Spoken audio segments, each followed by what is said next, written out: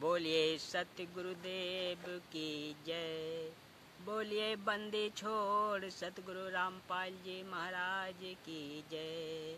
हाँ तो श्रोता बंधु, आज मैं आप लोगों के सामने ऋषि दुर्वासा की कारगुजारी यही प्रसंग रखने का प्रयास कर रहा हूँ। अभी मजा आएगा ना भिड़ो। दुर्वासा नाम के काल ब्रह्म के पुजारी ब्रह्म साधक थे। वे चले जा रहे थे, रास्ते में एक अप्सरा स्वर्ग की स्त्री सुंदर मोतियों की माला पहने हुए दिखाई दी। ऋषि दुर्वासा ने कहा कि यह माला मुझे दे। देवपरी को पता था कि ये ऋषि तो सर्प जैसे हैं, यदि मना कर दिया तो श्राप दे देते हैं। उस अप्सरा ने तुरंत माला गले से निकाली और ऋषि को आदर के साथ थमा दी।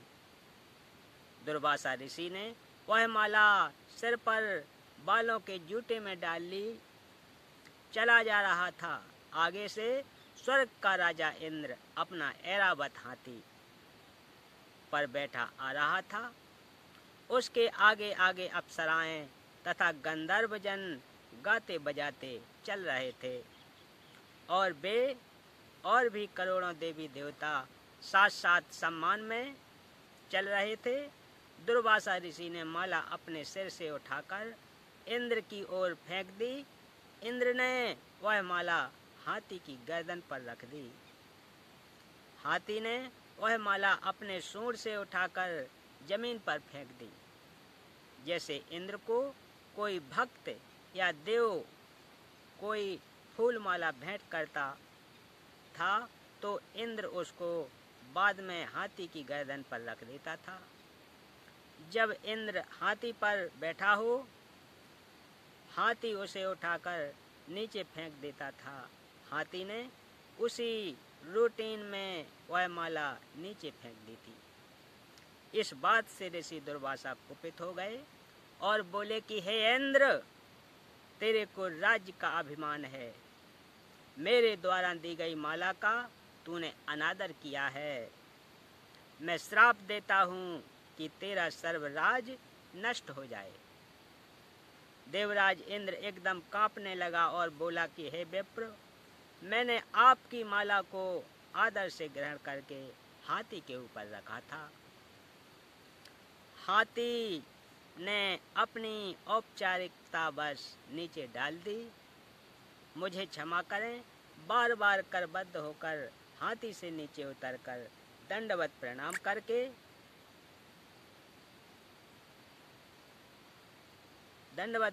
करके भी क्षमा याचना इंद्र ने की, परंतु दुर्वासा ऋषि नहीं माने और कहा कि जो मैंने कह दिया वह वापस नहीं हो सकता।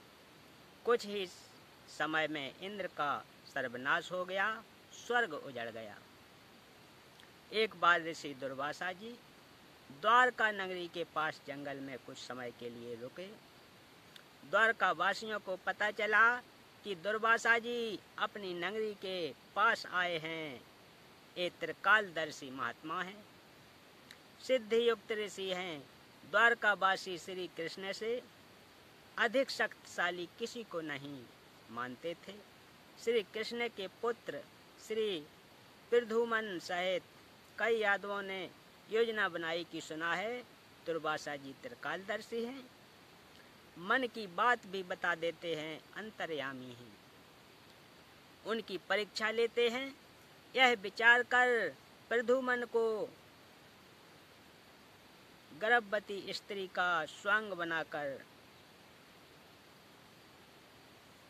10-12 व्यक्ति साथ चले। एक व्यक्ति को उसका पति बना लिया। दुर्वासा जी के पास जाकर कहा कि हे ऋषि जी, इस स्त्री पर परमात्मा की कृपा बहुत दिनों पश्चात हुई है। इसको गर्भ रहा है, यह इसका पति है। ये दोनों उतावले हैं कि हमें पता चले कि गर्भ में लड़का है या लड़की। आप तो अंतर्यामी हैं, कृपया बताएं। उन्होंने प्रद्युम्न के पेट पर एक छोटी कड़ाई बांध रखी थी। उसके ऊपर रुई का लोगड़ तथा पुराने वस्त्र बांधकर गर्भ बना रखा था। ऊपर स्त्री वस्त्र पहना रखे थे। ऋषि दुर्वासा जी ने दिव्य दृष्टि से देखा और कहा कि ये मेरा मजाक करने आए हैं। दुर्वासा जी ने कहा कि इस गर्भ से यादव कुल का नाश होगा। इतना कहकर क्रोधित हो गए। सर्व व्यक्ति वहां से खिसक गए। नगरी में यह बात आग की तरह फैल गई कि ऋषि दुर्वासा जी ने श्राप दे दिया है कि यादवों का नाश होगा। उनको विश्वास था कि हमारे साथ सर्वशक्तिमान भगवान अखिल ब्रह्मांड के नायक श्री कृष्ण हैं।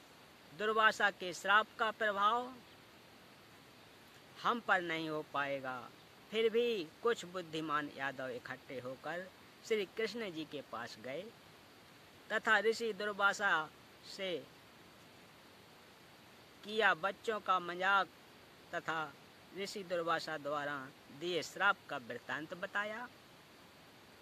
सर्व वार्ता सुनकर श्री कृष्ण जी ने कुछ देर सोचकर कहा कि उन बच्चों को साथ लेकर दुर्वासा जी के पास जाओ और क्षमा याचना करो। दुर्वासा के पास गए, क्षमा याचना की, परंतु दुर्वासा ने कहा कि जो मैंने बोल दिया वह वापस नहीं हो सकता। सर्व व्यक्ति फिर से श्री कृष्ण जी के पास गए तथा सर्व बात बताई। द्वारका में भोजन भी नहीं बना। सर्व नगरी चिंता में डूब गई। श्री कृष्ण जी ने कहा कि विनाश होना बताया है। श्री कृष्ण जी ने कहा कि चिंता किस बात की, जो वस्तु गर्भ रूप में प्रयोग की थी उन्हीं से तो हमारा विनाश होना बताया है। ऐसा करो, कपड़ों तथा रुई को जलाकर तथा लोहे की कड़ाई को पत्थर पर घिसकर प्रभास क्षेत्र यमुना नदी के किनारे एक स्थान का नाम है, मैं यमुना नदी में डाल दो। वहीं बैठकर घिसाओ। वहीं चूरा दरिया में डाल दो। वहीं पर राख पानी में डाल दो। न रहेगा बांस और न बजेगी बांसुरी। जब गर्भ की वस्तुएं ही नहीं रहेंगी तो हमारा नाश कैसे होगा। यह बात द्वारका वासियों को अच्छी लगी और अपने को संकट मुक्त माना। श्री कृष्ण जी के आदेश अनुसार सब यही किया गया। कड़ाई का एक कड़ा पूरी तरह नहीं घिस पाया, उसको वैसे ही यमुना नदी में फेंक दिया। वह एक मछली ने चमकीला खाद्य पदार्थ जानकर खा लिया। उस मछली को बलिया नामक भील ने पकड़ लिया।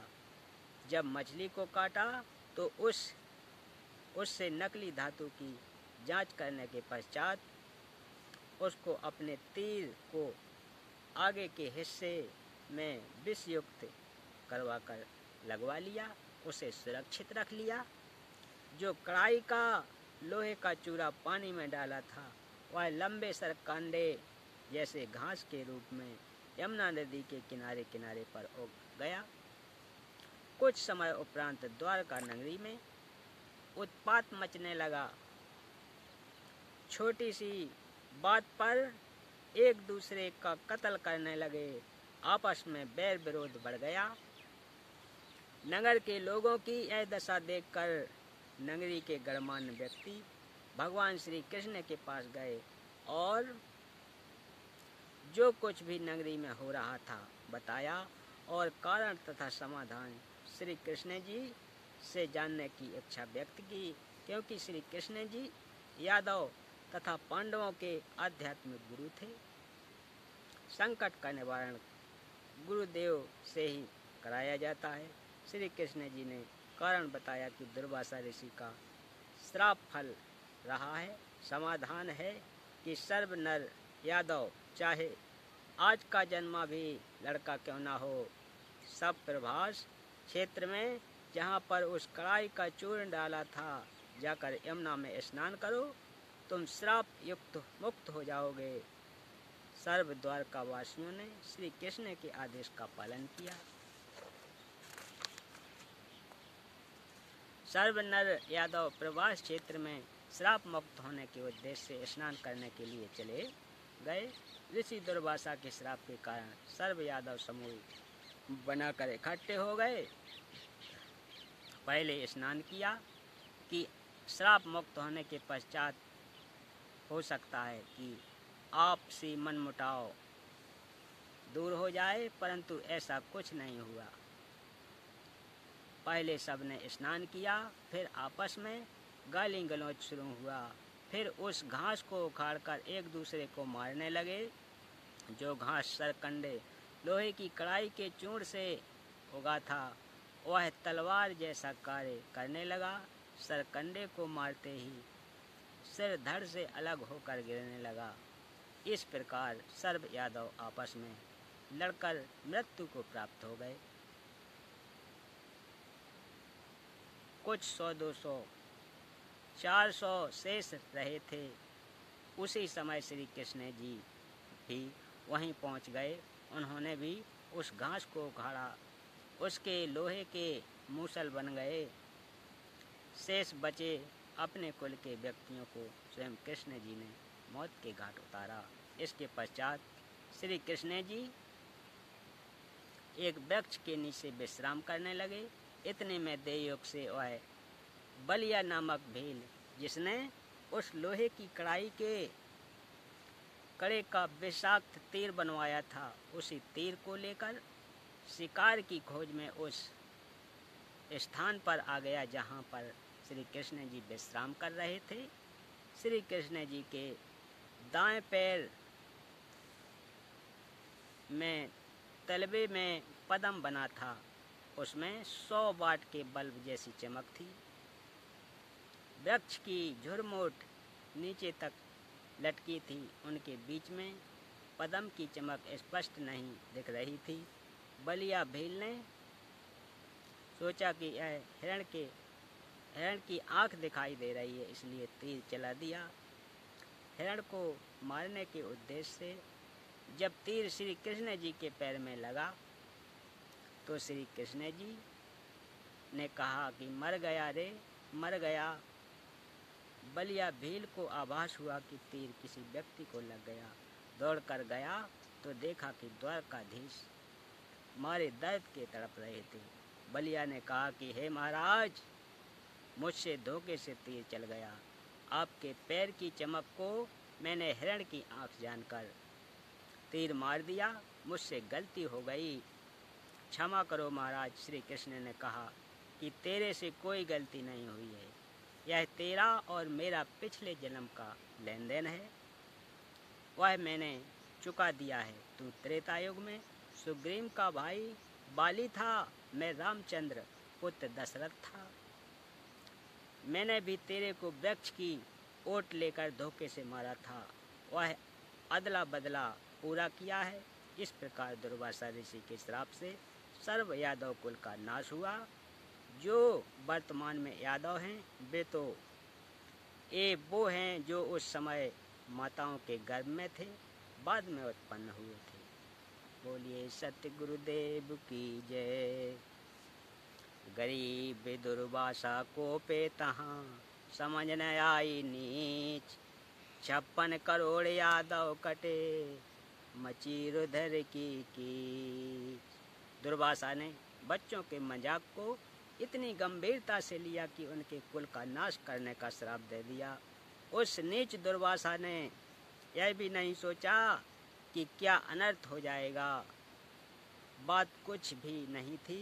दुर्वासा नीच ऋषि ने इतना जुल्म कर दिया कि 56 करोड़ यादव कटकर मर गए और रक्त के बहने से कीचड़ बन गया।